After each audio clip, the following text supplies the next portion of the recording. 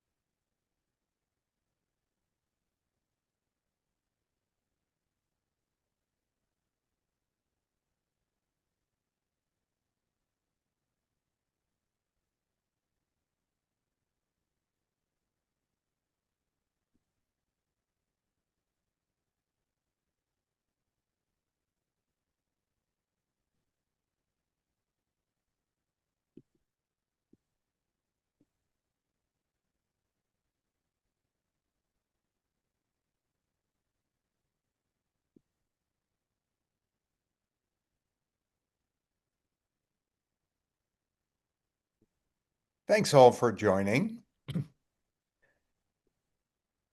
Madeline, what do you think? Should we get rolling? Yes, that's a yes. Hey, everybody. Thank you for joining our think tank today. I got a couple of opening announcements. And the first one is to remind you that we're recording. So if you would rather not have yourself recorded in this session, you can turn your video off. But as the generous people of this session are showing, it's much better to have your video on. We're a community, we're a membership organization, and that's how we create that feeling is by having our videos on, and even if we're having a bad hair day or are wearing pajamas. Uh, we always add the reminder that because many of our participants do not have English as their first language, we ask that we speak slowly and clearly whenever we speak up, making sure everyone can be able to hear. The recording of this session, you will be sent a link to this and other essential information shortly after this session. And we will also make a link of this recording available to ITAC members. So those who knew they couldn't join us will be able to see our session. Madeline, did I forget any of the essentials? That, No, you nailed it. all right, okay, good. Uh, so we thought we'd start just by a quick check-in on who's in the room. We have got three poll questions for you, and we'll take them one at a time. So get ready with your indicating finger for that first question. Who's here? Who has joined our session? Which of those descriptors best describes you?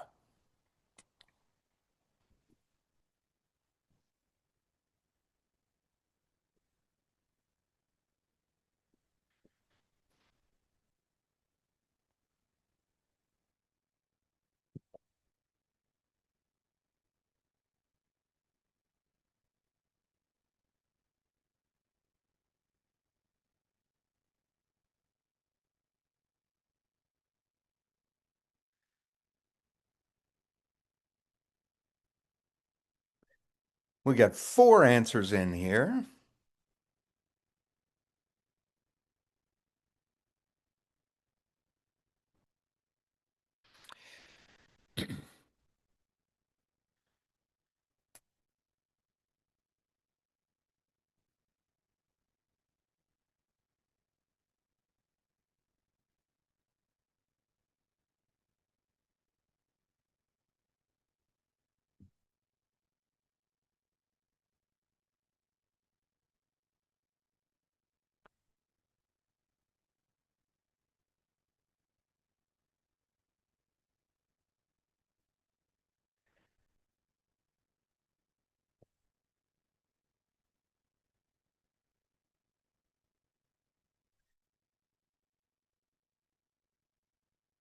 And we'll give it just another 30 seconds here and check in on our results.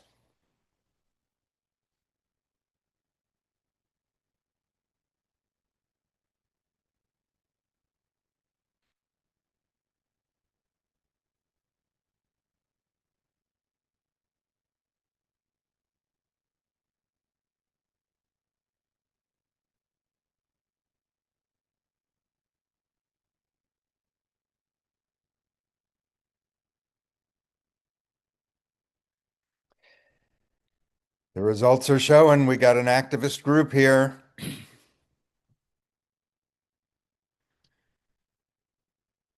All right, and just another second in case you were still reading.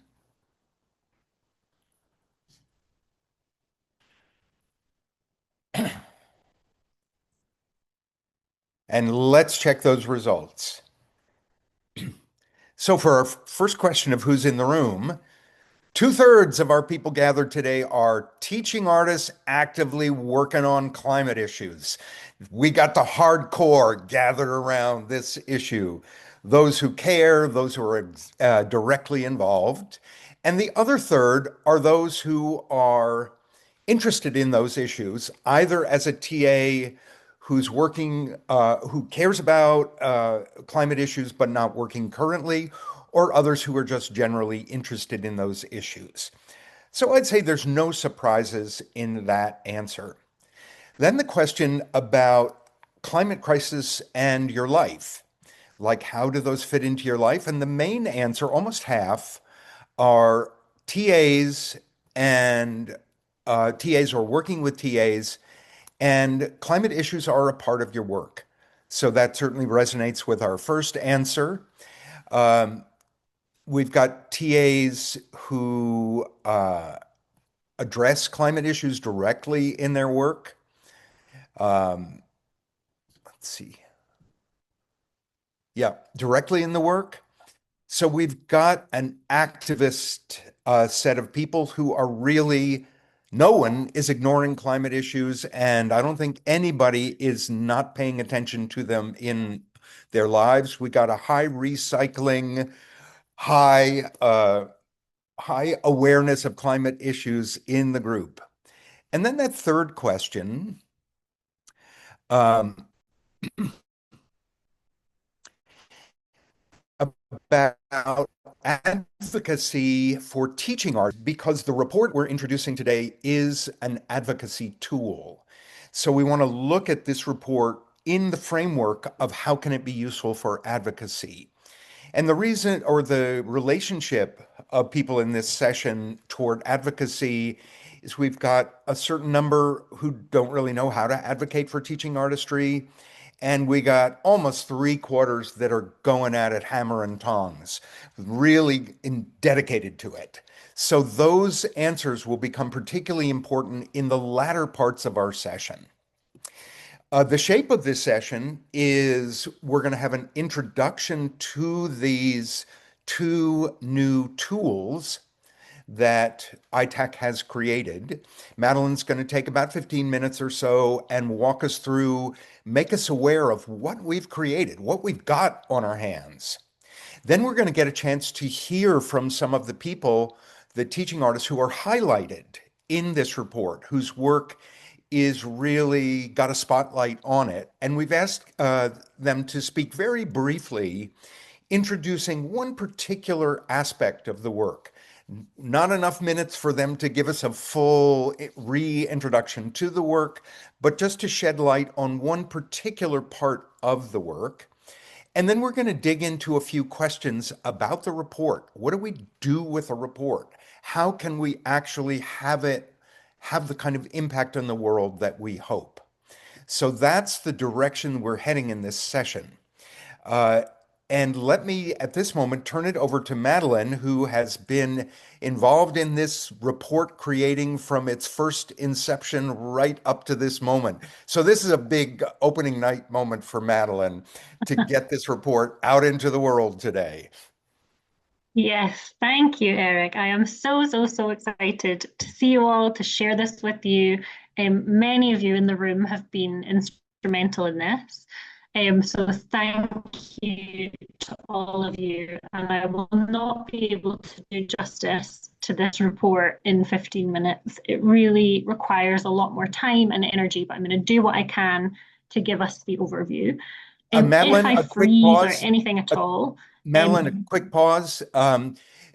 Just to let everyone know, Madeline's internet connection's a little wonky.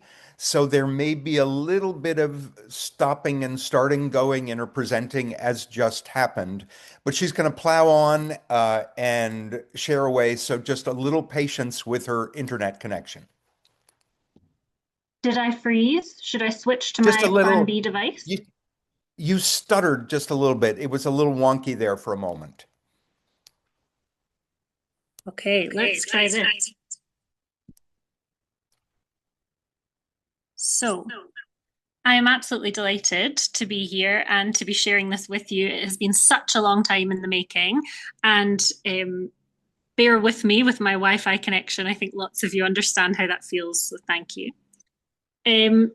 Here, I'm going to lead us through the ITAC Impact Climate Report, what shaped this, and all the amazing work that's gone into it.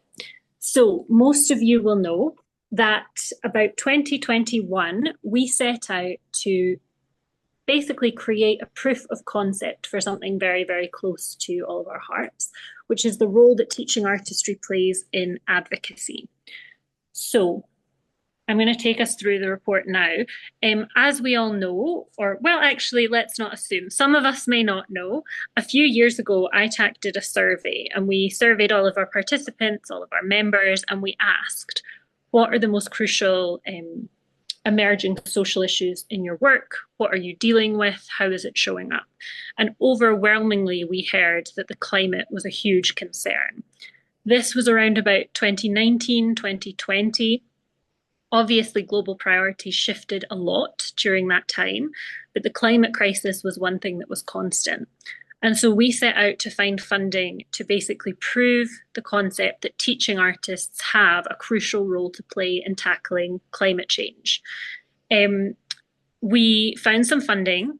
We were able to launch a pilot project that was the absolute first of its kind, which asked our community, asked our teaching artists all over the world to share with us a local issue, a local climate issue that they were conscious of, that they felt anxious or their community felt anxious about, and then to propose a project that could tackle that issue on behalf of their community and using the arts. Now, we have always in our network talked about arts. Teaching artistry is the sleeping giant for social change. And what we really wanted to do is to be able to point to some evidence to say that that was true. We wanted to ask our community, what are your ideas? What are your solutions? And prove that with funding, with time, and with structure, that teaching artists can play a legitimate and proven role in tackling these social issues. So we launched an open call in 2021, and we got more than 100 applications in a couple of weeks. It was way more than we expected, and we were only able to commission a handful of artists to begin with. But it went on until 2024, and the results have been, I think, surpassing even what we expected we were going to be able to prove about the impact of this work. So we've tried to distill that down into a report. And the report is aimed at people who don't know what teaching artistry is, who are not in our sector, but who maybe are strategically thinking about how to solve social issues. For those people, we wanted to be really, really clear about what is the practice we're talking about, what are the outcomes that can come from that, and what is the proof of concept that we hope this report is really speaking to. So you can see here, it's a really big report. And Gowrie, who's on this call, deserves just the biggest ever hug, round of applause, glass of something if we're ever in a room together soon for putting all of this together. We cannot say thank you enough. Just a huge amount of work and something that we're really, really proud to share. So I'll take you through it now, but again, this will be the really high level stuff. Please go through it. Please find your own uses and entry points. So you can see in 2021, we launched the project. We commissioned 4 teaching artists in Serbia, Brazil, Australia, and the Philippines to deliver the work that they had said that they wanted to deliver. We recruited a climate ambassador. We formed the Climate Collective. I see Caitlin Kaminga is also here on this call who led that collective. Thank you, Caitlin. Again, heroic amounts of work. Because we could only commission 4 artists, we knew that obviously there was a huge appetite for this work in our network. So we commissioned a few people to run the climate collective and to lead that collective effort, and that was huge. The next year, we commissioned 4 new teaching artists, commissioned 2 more to continue their work, and formed some extra projects. And again, we'll come to these later. We launched our free online course for any teaching artist or artist who wants to learn about how teaching artistry can impact social issues. And we launched Eden Engagement. You can see here where Eden Engagement took us to. We'll come back to this later, but it was just a huge amount of effort, and teaching artists. Overall, in about the 3 or 4 years the project ran, we engaged 8,000 participants. And what we've done is start to distill these projects down into case studies. So again, thinking about people who don't know what teaching artists are, who don't know the role that we can play in combating climate issues or complex social issues, we thought really we need to break it up into the what and into the how. So what is the impact? What happens when teaching artists engage? And we came up with 3 case studies from our commissioned artists, and we'll hear from them in a little minute. The first was Saclau, which happened in the Philippines, led by Abner Delina, who is on this call and will chat to us in a little bit. You can see we've started to talk about what was the local issue they addressed, what were the art forms they used to address it, what were the numbers, what were the overview and the core activities, but crucially, you can see that through the data gathering and the impact measurement, we've been able to prove some of the things that we set out to prove. So the first thing we wanted to prove was that teaching artists can have a significant impact on awareness, beliefs, and attitudes towards climate change.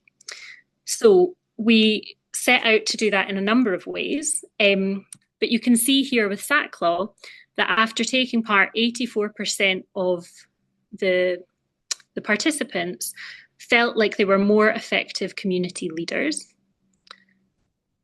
And again, we've distilled, how do we know that? What happened? What was the impact? Next, we look at New Talk memory maps, which many of you might remember from a previous think tank led by Katie Pazil in Alaska.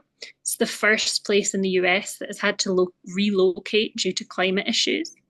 She worked intergenerationally with the local community to do memory mapping with the elders and the young people. The project was a huge success, went on to speak with local senators about funding, about advocating for this kind of practice and for the community. And you can see here, after 2 years, 94% of participating youth had a better understanding of climate issues affecting their communities. And finally, we look at Eden Engagement. This happened all over the world. There were teaching artists commissioned in 37 different cities by us to undertake work on climate issues around Joyce DiDonato's tour. And again, you can see 75% of the students had an increase in motivation towards combating climate crisis. So we had set out to do 3 things, which were to impact awareness, to show that teaching artists can tackle hopelessness, and to show that we have a role to play in changing behaviours and attitudes. So in these percentages, in the data that's been collected, it's not by accident that we've chosen these statistics to share. We have here in Eden proof that young people's attitudes and motivations changed. In Saclau, we have proof that agency and community leadership abilities changed. And in Alaska, we have proof that awareness and attitudes changed. So we set out to do 3 very specific things, and I'm absolutely delighted that with the help of our amazing commissioned teaching artists, we've been able to do that. If we scroll down further, you can see that we also have looked at how it happened. So not just what happened, but how. So the innovative approaches section is more to do with what is the practice that we're talking about? How do you use theatre to change community attitudes and beliefs? And so we take a look at School of the Impossible from Brazil. And again, we'll hear from Francini shortly about how imaginary play and theatre and new technologies helped deliver some of these outcomes. We'll also hear from Raz in the Philippines about how performance and installation helped raise awareness among local farming communities and villagers where misinformation about climate change was rife. And we'll hear from Pavel from the Netherlands, who also worked in Jordan and Colombia, about how creative digital tools helped young people grapple with the realities and the possible futures around climate change. So that's tons of information, and you'll have to go through and unpack all of it.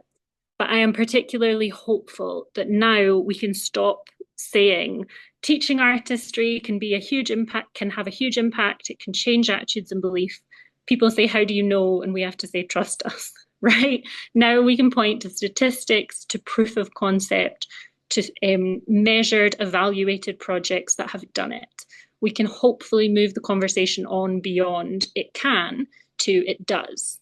And here's how we know, and here's all the places in the world that it happened. It wasn't a one-off, it wasn't luck. It happened and it's true and it's real and it's here. And if you want to get really, really good at measuring your own impact, which again, we'll hear about in a little while, we've also developed a new impact and assessment guide.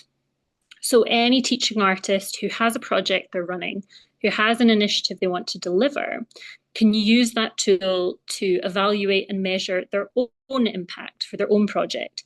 You'll get quantitative and qualitative data, and you can start to make reports or whatever you want to use it for is fine, but you will get the data, the photos, the visuals, all the things that we need to be able to advocate effectively. That tool helps guide you to make those happen. So I will pause here because I could talk about this for 5 hours and I won't. But a massive thank you again to everyone who helped make this possible, and a plea to please share this widely. This is the first report we know of that has been reproduced about international teaching artistry, how we mitigate climate change, the role we have to play, and please do share it really, really widely. Shall I pause for questions, Eric, or hand back to you? Sure. We have time for a question or two. I will just add one of my own urgencies around the beginning of this project is how the environmental community really thought of the arts as fluffy, nice contributors to climate issues. And the arts had earned that. I mean, a lot of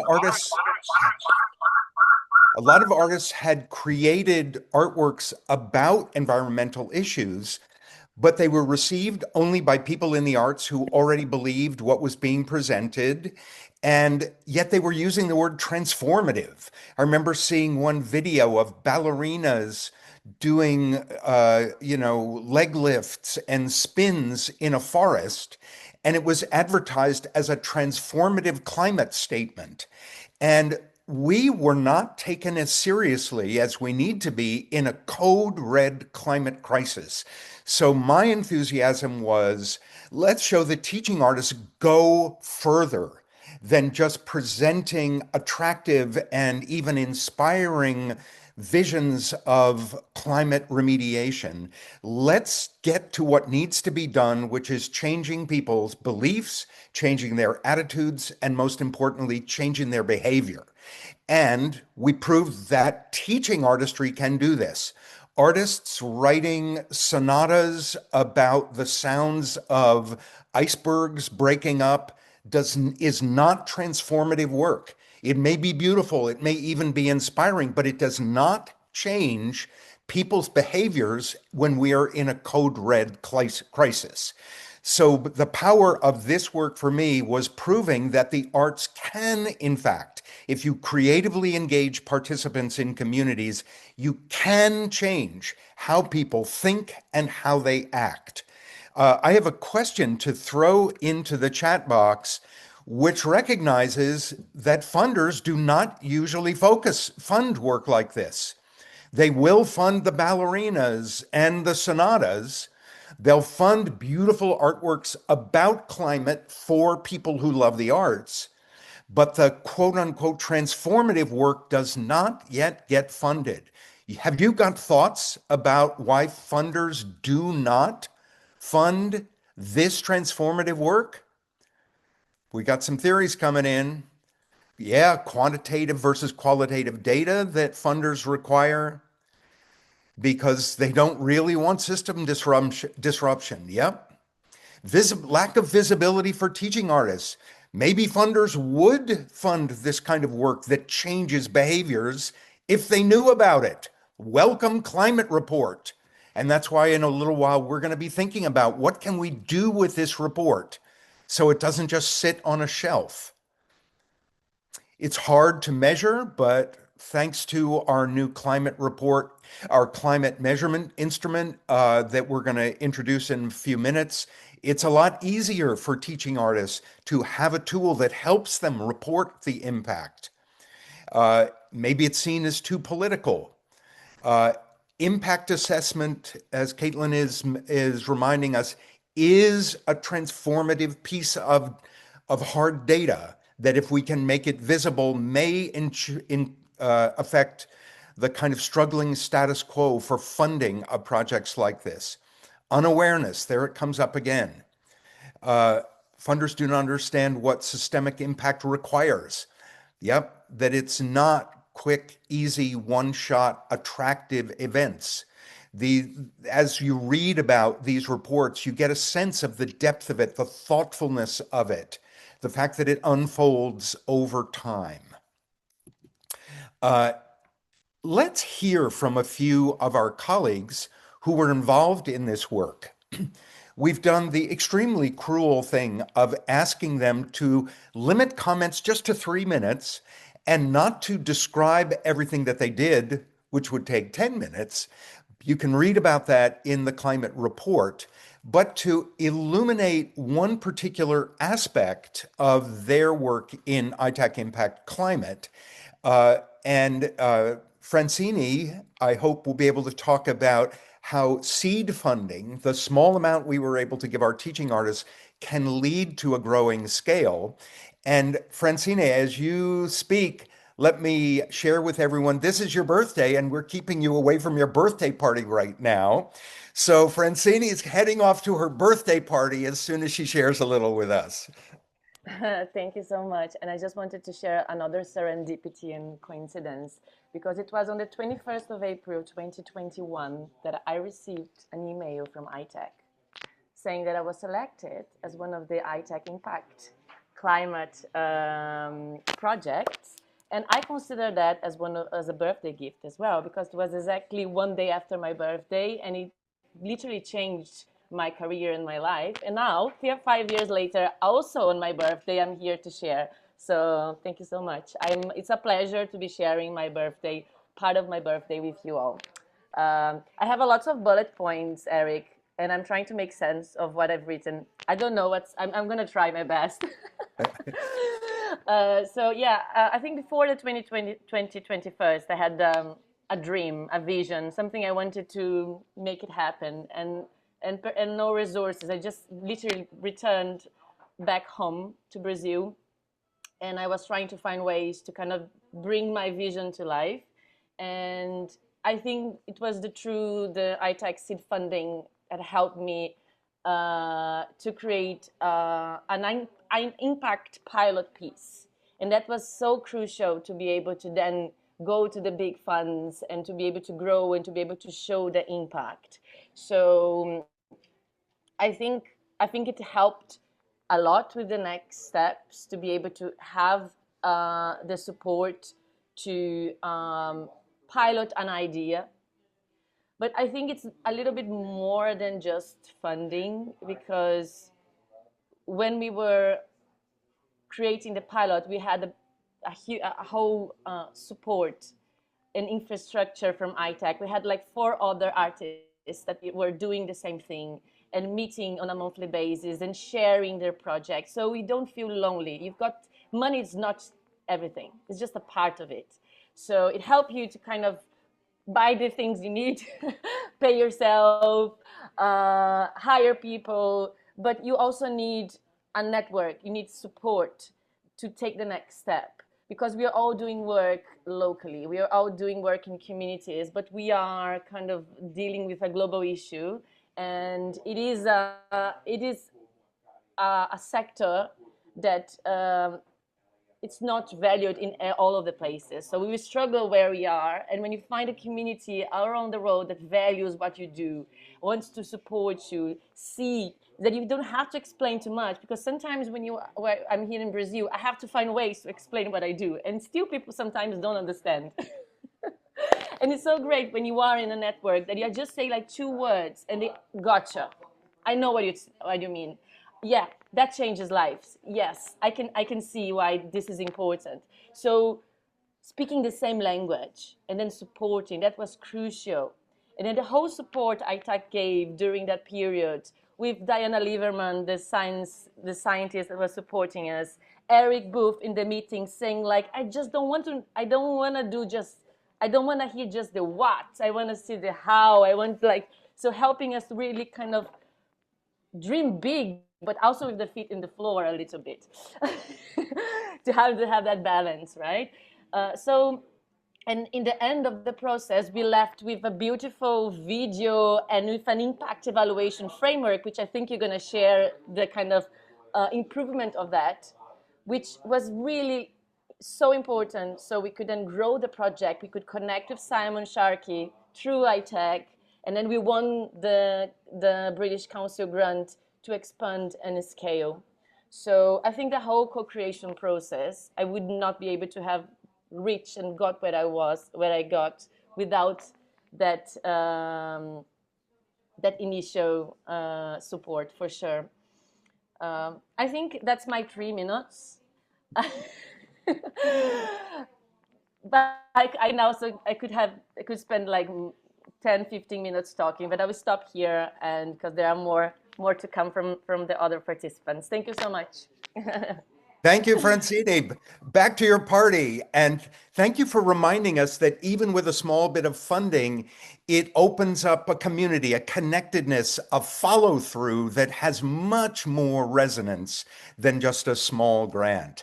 Yes. Let's switch over to Raz, whose project Unmasking Climate Justice in the Philippines had a big life and has had a particular kind of effect on the rest of his art making and his teaching artist career. Raz, come on in and give us 3 minutes of thoughts. Right. Hello, everyone, and it's really nice seeing you all. I love the vibe and receiving the lightness that all of you are bringing in, and thank you, ITAC, for this co-creation. Definitely, it's like wow, it's like a long time ago, but still, I believe for myself that ITAC has been a platform, personally for me, as I delve into the work for climate justice, while also learning in a personal level, but also sharing still with the communities that I'm involved with, particularly the women farm workers whom will be inviting as we move here by the coast, to hopefully bring their stories and teach with the fishing community, the women fishing community of this coast where we are now. It's in the northwest part of the island. It's part of the Northwest Panay Peninsula Natural Park. So we're bringing this vision also of community engagement, what we learned with ITAC, and bringing them as well to be basically the teaching artists themselves, especially to create. Uh, we want to have this writing retreat for them to create the stories that they've experienced throughout the years, and hopefully it can be multiplied and shared in communities here on the island and hopefully all over the Philippines. On the other hand, with the work of ITAC, it led me also to get involved with different organizations that somehow opened also conversations. One of them is the CARIC program of Prince Claus Fund, the Cultural and Artistic Responses to Environmental Crisis, which basically somehow helped shape also my outlook in a global scale, connecting with different artists from the global south. And also, it led me to work with different organizations continually.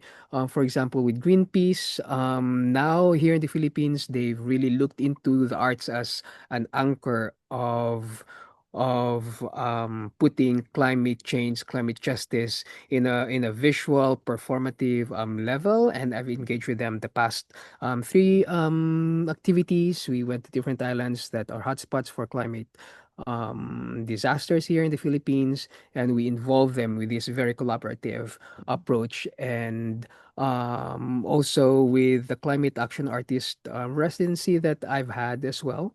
Um, it it it it gave me a sense that somehow, even though we live in this small community here, but there's a global space that people want to hear these stories. And so I really believe that my my advocacy for this as well personally is to co-create a space where teaching artistry, especially in the Philippines.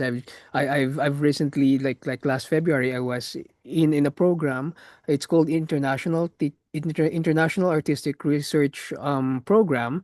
And somehow the way, and this is where I really felt and appreciated the work with ITAC and the approach to this, because somehow it has shown me that what we've done experience through ITAC is already becoming part of an artistic research approach in the academic world.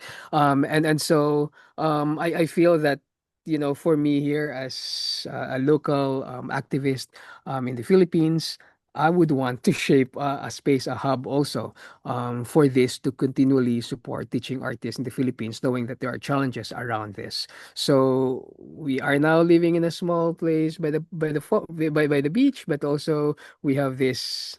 There's an opportunity to have a forest jungle space that we can eventually turn to a hub, and I really want to envision an ITAC teaching artist community space for this, because I truly believe in this transformative power of cultural exchange, especially with these small pockets of activists and teaching artists all over the world. And locally, I feel like strongly, because there are demands in terms of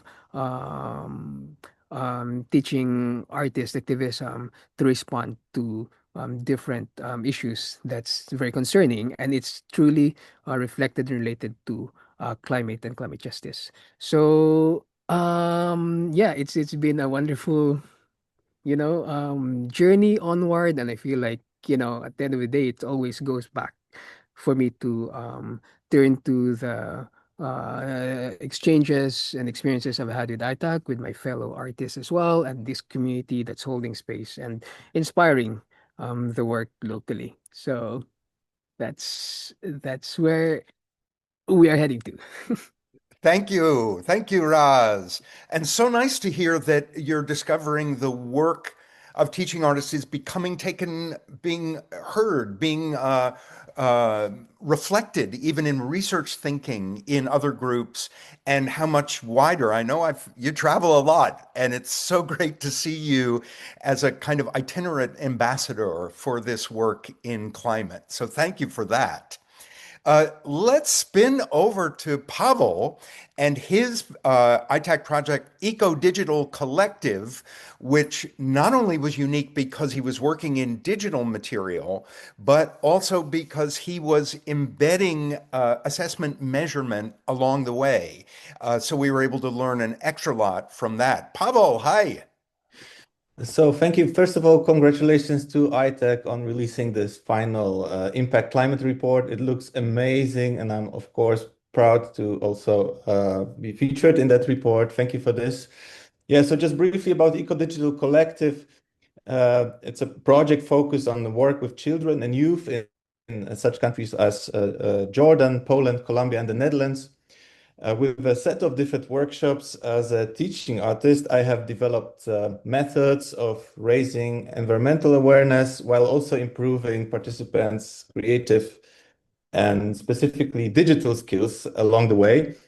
So working with interactive technologies, stimulating digital skills, and using artistic creativity for climate action at the same time. And I was also partly involved in the Joyce D. Donato's Eden engagement project that's also featured here in this report. Yeah, what you already mentioned, Eric. Yeah, what is extremely important for me to mention on this call is like how valuable it was to me, not only to receive funding or support from ITAC in this way, but also to be guided, to plan, to structure, to manage my work around this topic. You know, as a teaching artist, we are often one person orchestra who do not only teach, but need to organize, network, schedule, apply for funding, report, evaluate, assess, etc., etc., etc. The support given me by ITAC and Gavri specifically, thank you very much for being there with us along the way. Yeah, it all helped me to do it all in the best way possible. Thanks also to the impact and assessment guide. Even if I wasn't maybe the best student in class with that, still it was really important to me that there was someone helping me in getting it to alt work, and also that there were certain tools and methods that I could use to reflect, to measure certain things as I was working in this project. So it would also be my advice to any teaching artists in our community to really make use of that. You don't have to perhaps use it all the elements if you can't. It's not always easy, but I think it's still a very good to look into the guidelines and again the specific tools that can be used in the work you do. Thank you. Thank you. Lovely to hear that. Let's go to Abner Delina, whose project SACLAW, Social Action Community Leadership Arts Workshop, undertook a big body of work. And I think, Abner, you directly used our planning impact assessment tool, if I'm not mistaken. Is that right? Yes, Eric, I did. So, yeah, good morning, everyone. Apologies for my voice. I don't know of all the days, but I'm happy to be here.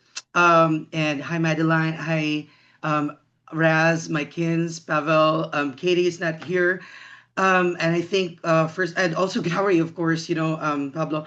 I honor this. I called you first because I think the core of this ITAC Climate Impact is also the fellowship that happened within. And that's what I was talking to Pavel. I think we have to reconnect after this. And sometimes it doesn't happen so quickly.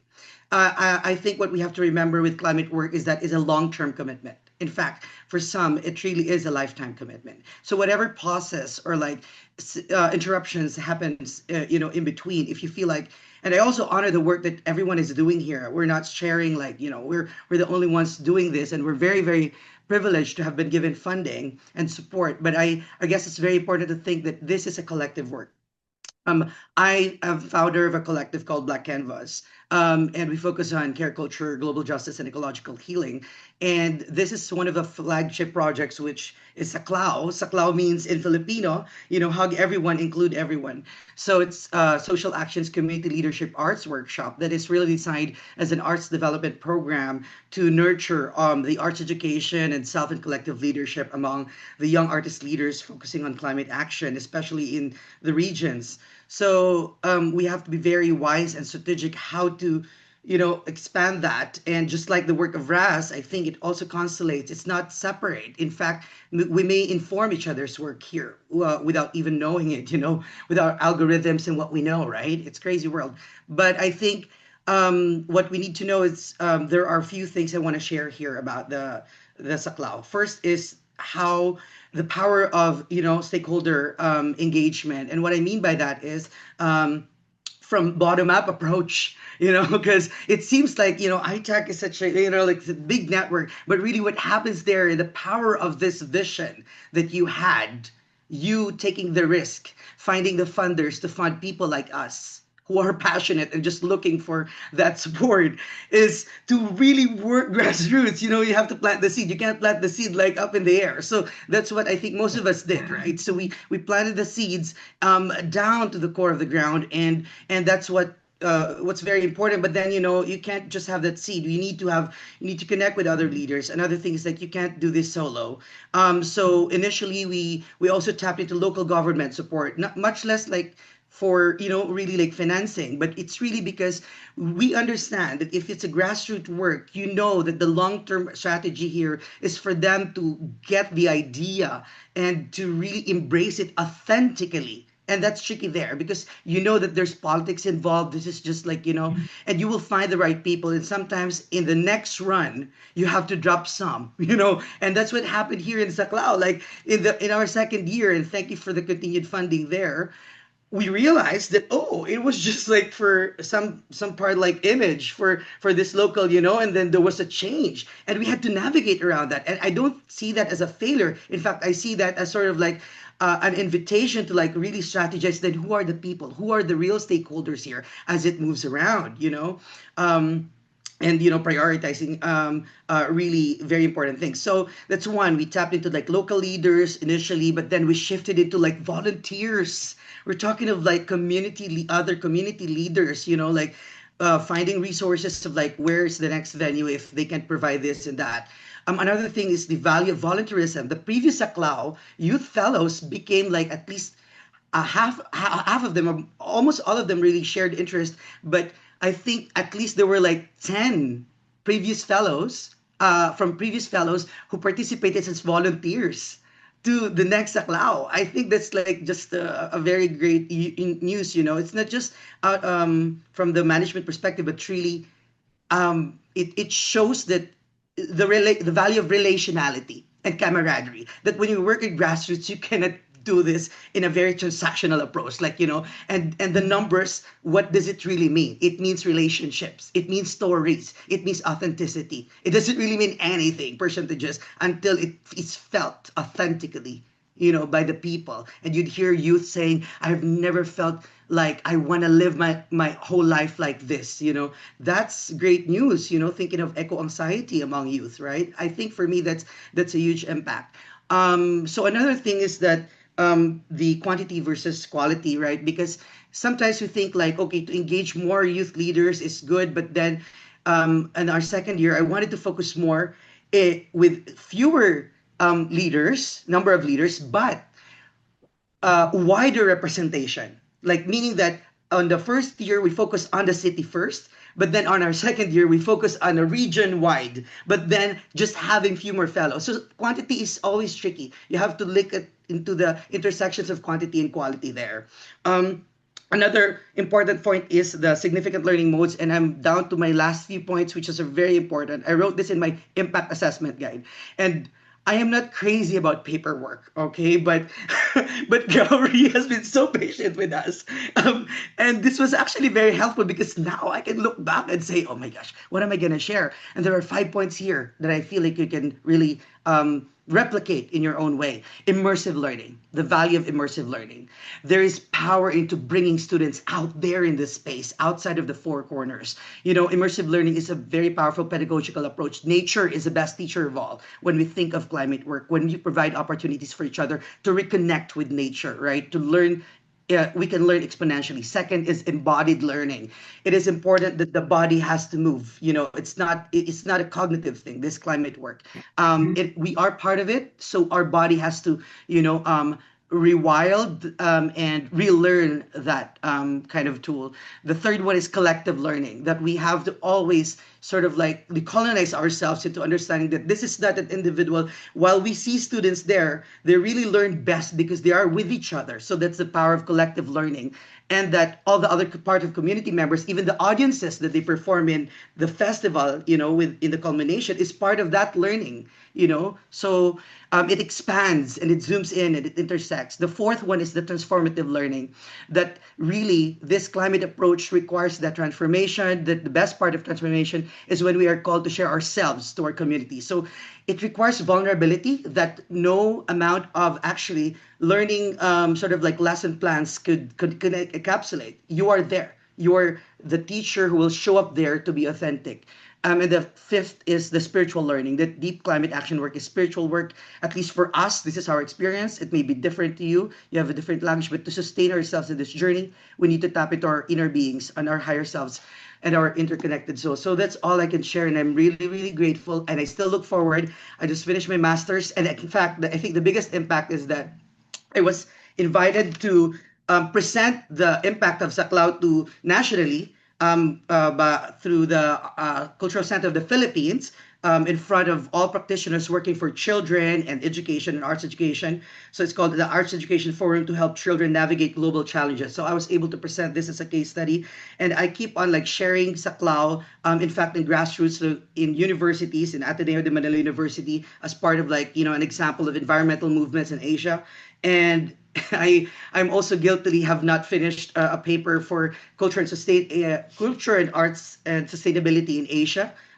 This happened during my time when I was finishing my master's in arts and cultural leadership in Singapore, where I finished this dissertation that I think ITAC has prompted me as well to do this. I was like, there's something into this. I'm not happy. Like what is continuity of work? Because I understand that we have limitations in funding, and there is a problem that we have to address about global North, global South relationships. So that's what I did with my dissertation. I talked to the cultural mediators, such as the ones that are really the eco-artivist leaders, as I would suppose, who are working with big institutions and grassroots communities. And I'm excited to share this work maybe someday.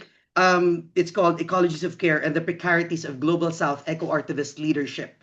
So I'm not done with this, and might be in 2 weeks' time, I'll be attending Climate Reality Leadership Corps here for the 20th anniversary of Inconvenient Truth in Nashville, Tennessee. So I'm looking forward. I'm this other side of the world in US. I am a cultural strategist. I am not done with this until we get to learn, and lesser people will die because of ignorance and evil. Yeah. Thank you. Thank you, Abner. You can pack a lot in a short time. And I want to point out two other things that ITAC has been working on as a kind of a suite of our initiatives in ITAC Climate.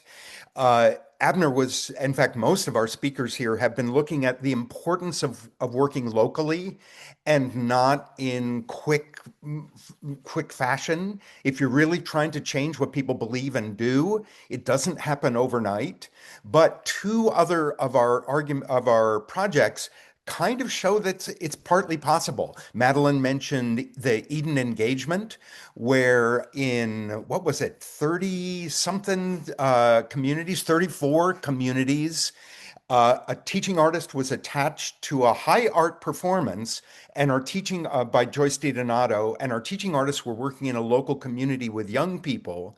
And we had those impacts that are the measurements of which are available in that report that's in our chat link, that in fact, we were able to have significant impact in 34 different cities because teaching artists were working in depth, quick, but in connection with something that was kind of grand in the city. And that even in worldwide shorter term connections, we can still change attitudes and actions. And second, we've got an online course, Teaching Artistry for Social Impact. And Madeline will put the link of that in the chat box in case you don't know about it. We created a free online course for teaching artists to take their teaching artist work that they want to have social impact and how to really shape it for impact, particularly climate impact. So we created a way for teaching artists for free around the world to take a course that's not easy, but it has a big impact to take your work up to measurable social impact readiness, available in a free course. And a lot of that work has been done by Gowri Savour. And Gowri, you were front and center in creating the revised ITAC Impact and Assessment Guide, which is a user-friendly way for teaching artists to be able to measure their impact. Can you take a few minutes and just let us know about that report? Sure. About that guide. Hi. Yeah, hi everyone. Hi, good to be back in ITAC world. Yeah, I'm going to tell you a little bit about the report, and that is available in the resources on the membership platform. I'm going to show you a few pages from it. I'm not going to go through the whole thing because it's like I will make you seasick by going through the report, but I'll show you a few key parts. And just to give you a little bit of background about this, we started using animating. Animating Democracy's Continuum of Impact with the first round of climate artists, and as a way to measure impact in their project. But I think I realized pretty quickly that we just were not getting enough usable data. And I think that's just from my view as a working teaching artist, is that we were getting data that was relevant during the life of the project, but not anything else, which really isn't all that helpful for the teaching artist. It's great for grant bodies and for funding bodies where you're sending that information out. So I started to look at evolving and developing that from the continuum of impact. I'm just going to share my screen and show you a few pages from, can you see that okay? From the impact and assessment guide. So this has evolved, and thank you so much to Abner and Katie and Pavel for kind of going through all the different iterations of this guide as we've tried to kind of perfect it and develop it. And again, like anything else that we do, this is a work in progress, right? So there's so much that can change and evolve and develop from this. But taking that continuum of impact guide and then just turning it into something a little bit more useful for us as TAs. So the guide itself comes in a lot, it's like 25 pages. And there's there's 3 different sections to this. The first section is pre-project and planning, and it really was a way to think about articulating your goals and your social issues, not necessarily social, but what issues are you addressing in your project, and just articulating those, thinking about what you're going to be addressing, what does success look like, and thinking about your key partnerships. And that is something that you would do before. So the guide comes in 3 parts. It's like pre-project, mid-project, and post-project evaluation and reflection. And there's also a section in there about documentation as well, which is hugely important. So the first section goes through different categories, and we'll talk about that in a second. Some of those categories are based on the continuum of impact. And then the second section here is a case study. So this is a case study based on a project that I've done in the past, and really filling in all of the different tools and templates that are available within this guide. So one of these is what we call a strategy model, which is really thinking about what inputs you're going to have, what outputs you're anticipating. So again, this would happen before your project, and your outcomes in terms of short-term, mid-term, and long-term. And it tells you how to gauge how those different kind of timescales as well. So I've shown you how you would fill this in, thinking about your impact evaluation plan, which is another tool, and using some of these outcomes that are from the continuum of impact. And the guide just talks you through all of these different sections. So you might think about, how is your project? What are your participants going to be learning? How are they, what outcome families will they be addressing? So that might be knowledge or action. It could be public discourse and attitude, capacity, conditions. So there's lots of different families there that your project might touch. And then something that's really important to me is to help people kind of articulate what their project is about in a really short way, a really short and concise way. I think that's really difficult for us as teaching artists to be kind of have that brevity, you know, and just be concise about what we want to say and why we want to say it. So there's a challenge there to think about your project in 250 words, using plain language. So it goes through some of the tools that you're going to be using as well. And one of the tools We've done this big body of work. We have an advocacy report in hand. It's beautiful. It's packed with information. It's inspiring. Why do reports usually go flat?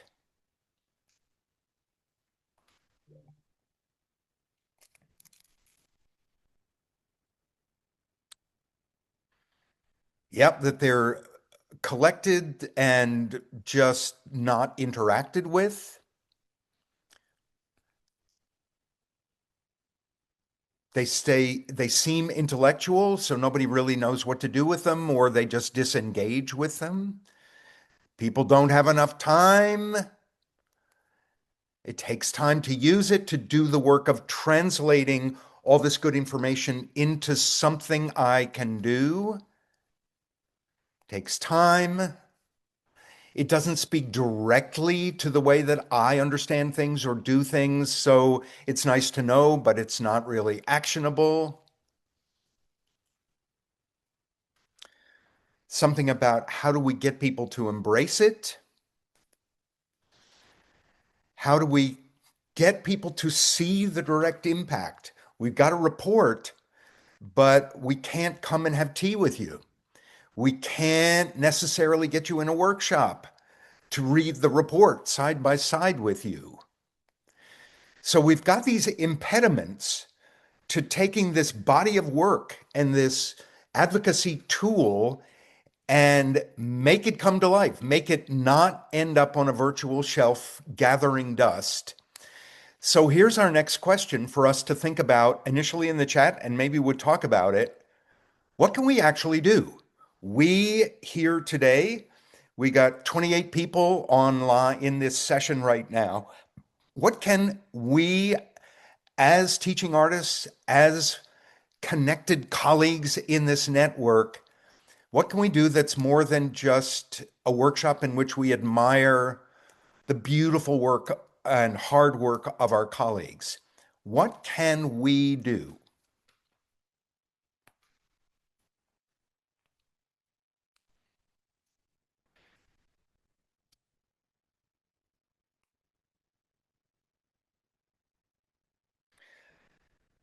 Amanda noted the idea of an embodied experience of the report. What might that look like? We need conversations. How do we create conversations? Can we? Can we create a coffee club? Can we create a climate club?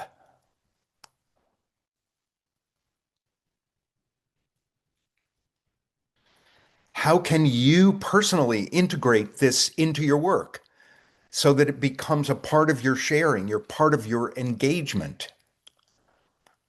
Madeline is inviting us to think about workshops, mini experiences of the learning that's outlined in the book. In the report. There's a ton of stuff in that report that could make for not just a good discussion group with colleagues, but a powerful workshop on how to take your climate-oriented workshops up a notch. Animated video. Well, we may be a little short on the money and the time to do that, but boy, that would be a way to extend the message further for others to come across the information. Noticing that lecture and reading format is not always the best way to reach people. Trying to read and talk at the same time. Work together on projects. Maybe the lowest hanging fruit from Christina is get this report into the hands of colleagues. We're a network. We don't just enjoy the information, be impressed by it, and leave it at that. We engage with colleagues. Make sure your colleagues know about it. Point them to areas of the report that are going to be particularly interesting and valuable to them, to get them further excited about what's in the report so they can use it. Refer to it, quote it, as Pavel is saying. Use this report in your presentation, in your materials, when you have opportunities or create opportunities. Include it in fundraising applications, including it in whatever writing you can do or speaking you can do. Can you create a Rotary Club lunch speech about, I bet you never knew the arts could, teaching artistry could have the most powerful impact on climate crisis response. Reports, we build on them. The kind of the image of a report being something you build on. Would somebody like to unmute and speak up about an actual something in the world you could imagine doing, you could see yourself doing to take this the next step so this report has impact? Anyone got a thought? So, Anna's suggesting a salon. Caitlin has her hand up, Eric. I don't know if you see it. Hi, guys. I really think that impact assessment has to be like wearing seatbelts, where it becomes habit forming and you just get into the habit of, we don't do any project without impact assessment. And then I think that it's really important to think about using that data in an engaging way, so that when you're talking to funders and stakeholders, that is just incorporated every single time, and that you have a growing body of work of the impacts that you've made, that there really has been transformation, and that you share that in just as an engaging a way as you do all of the work that you do in the community. Friends don't let friends do teaching artist work without impact reports.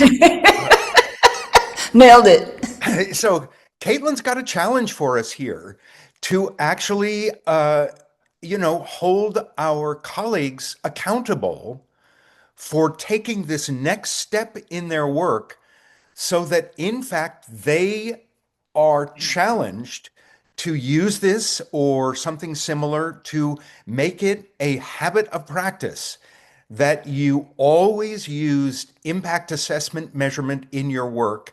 And if you're stuck, you call a colleague and they help you figure it out.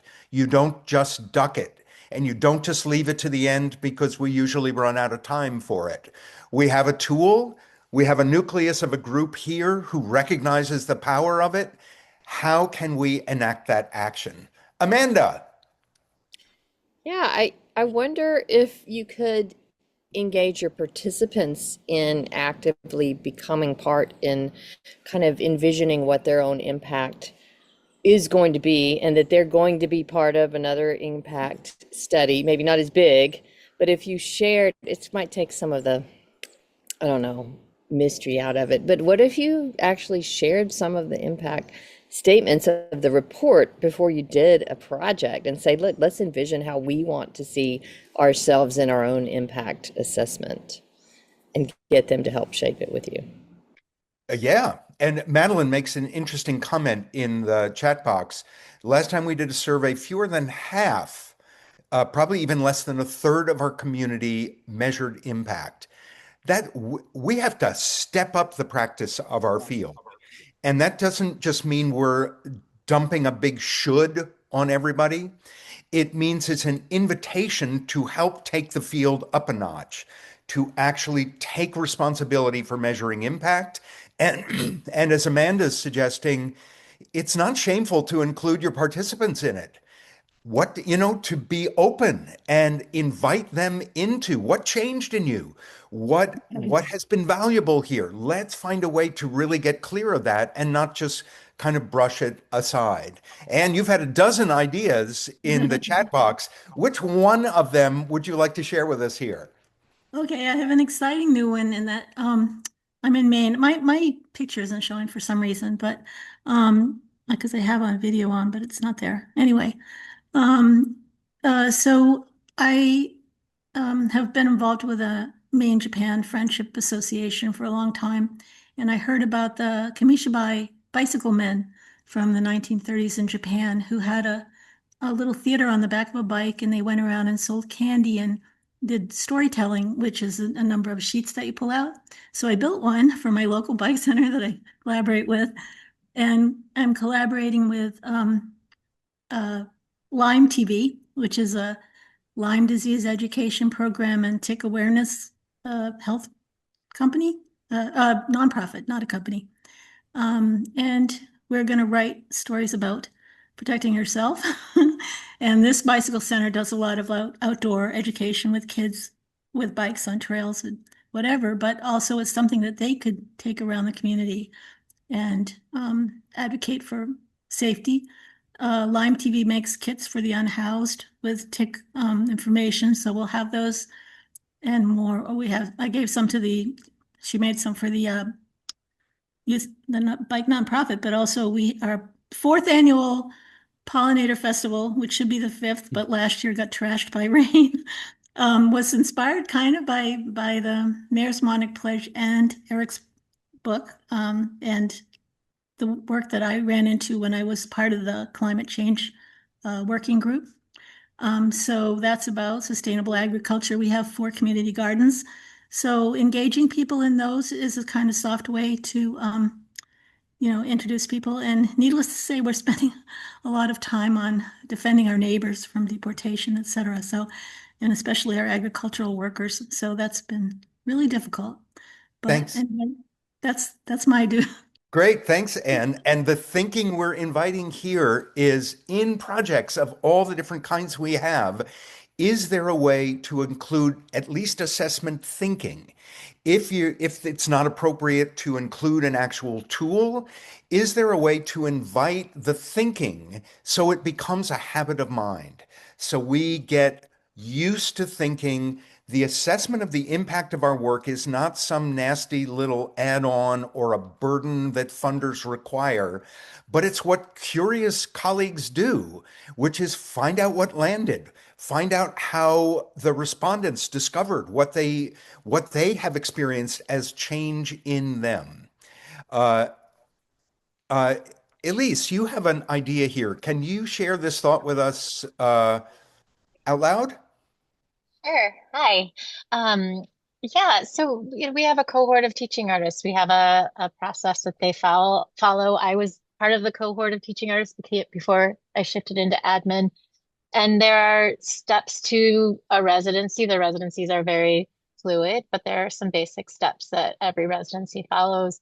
And we do some of this, but it's not as clearly laid out. It's not as beautifully laid out. And I think there are things we can fold into the process from this tool specifically that will not only enhance the residencies themselves, they'll give me the material I need to hand off to my development team to write all of the things I need to write.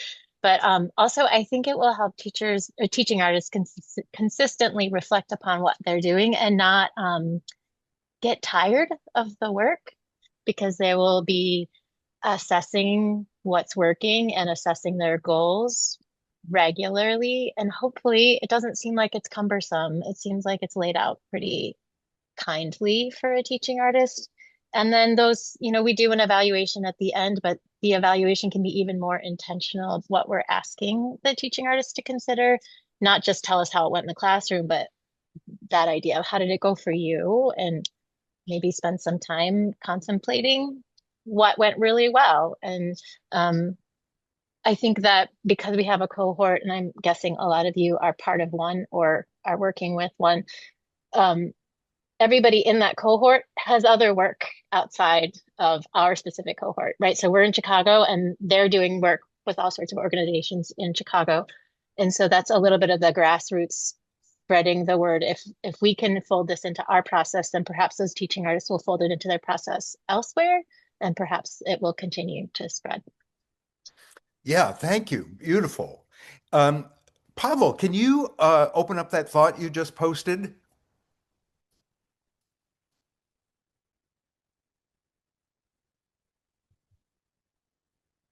Can you share aloud about your perspective you just posted? Pavel? Okay, maybe not.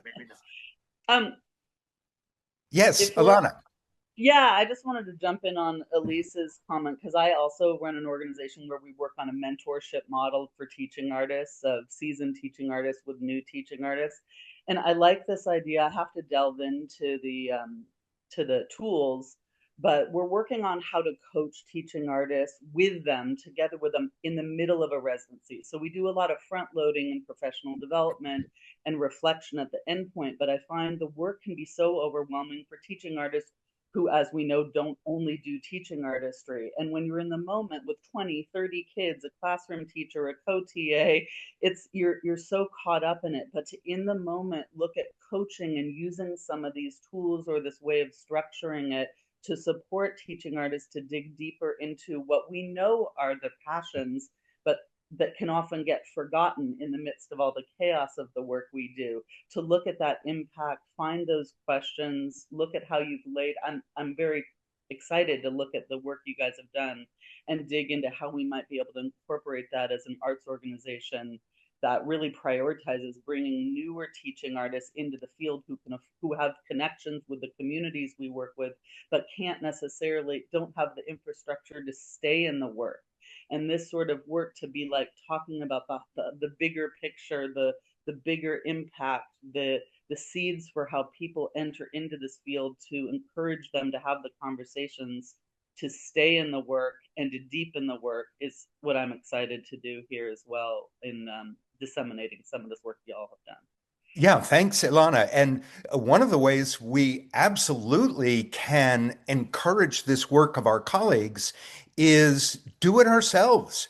If you have a workshop, a professional development workshop, use an assessment tool at the beginning, at the end, or use it in the middle in a kind of intriguing way.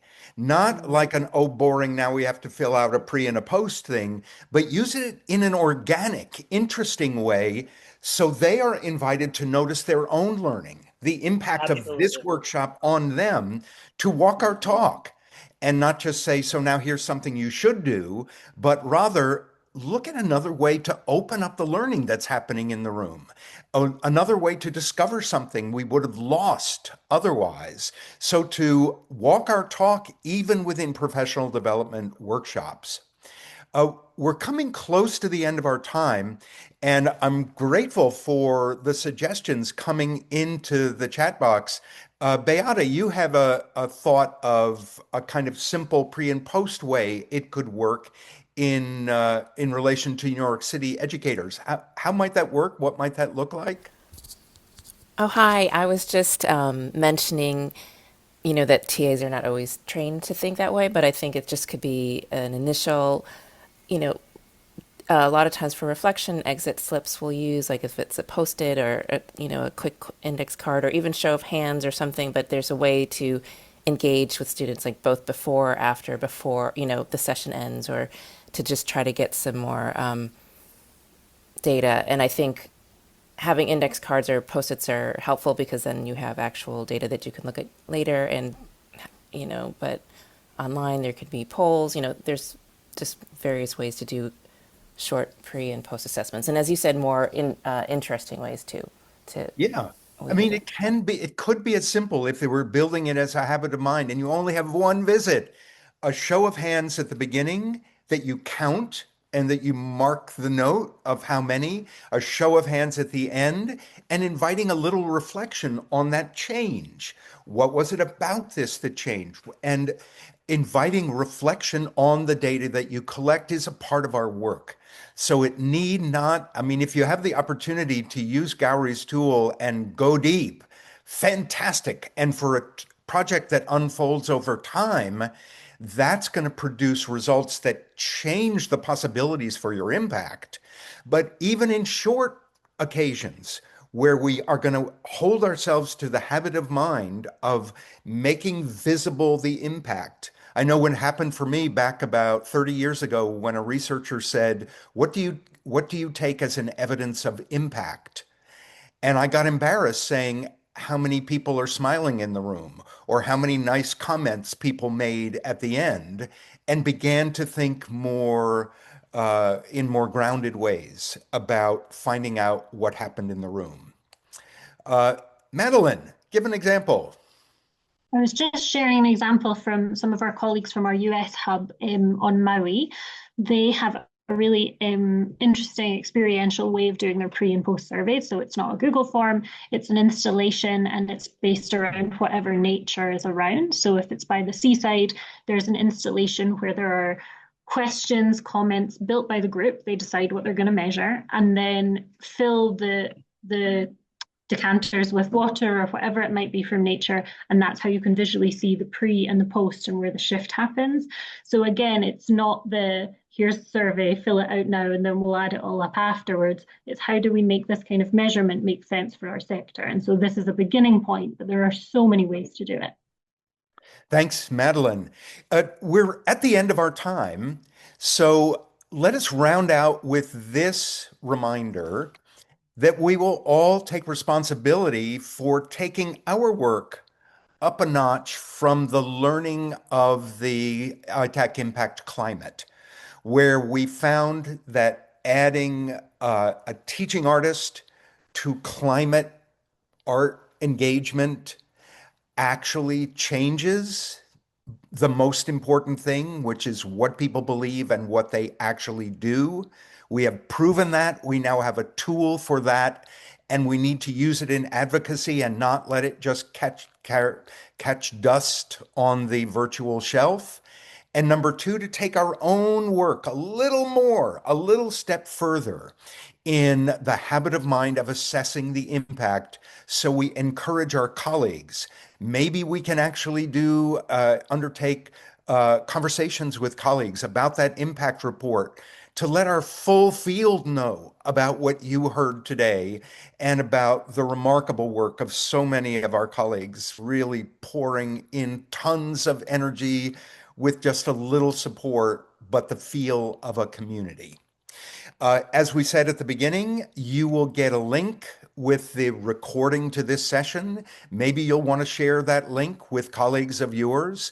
The link will be made available to others in ITAC so they can join, but it's a whole lot more powerful when the direct invitation to attend comes from you. So we ourselves can be active advocates. A lot of us said we were in our initial poll. This is a tool to use for advocacy. Madeline, I'll hand it over to you for just a farewell. Thank you. I cannot say thank you enough to Eric, to Gowrie, to all of you who've been massively involved, and a special shout out to Ashlyn Ryan, who's not here but was also a key part of the journey for everyone. You will get an email after this with links, as Eric said, to this session. You'll get an email later today launching these resources and the new webpage officially. There are videos, there are curriculums. For those of you who are already active in our members platform, there are hundreds of resources made by the community for the community in that space. Go and access them. This will all be there. There will also be videos from our various climate projects and a forum in the members space where if a thought occurs to you an hour from now and you're like, oh, I should have said that, you can post it there and keep the discussion going. Get in touch if you have a think tank you'd like to host. This is an open platform. It's really rare for us to talk about ITAC in this space. Please share about your own work, invite each other into those, and we will see you again next month. Remember and save the chat before you leave. If you want to have all those resources and tools, they'll be emailed to you, but just in case, save the chat. And we hope to see you all again next month. Thank you everyone so much for joining and for years worth of work. Thank you. And thank you, Madeline, for making it all happen.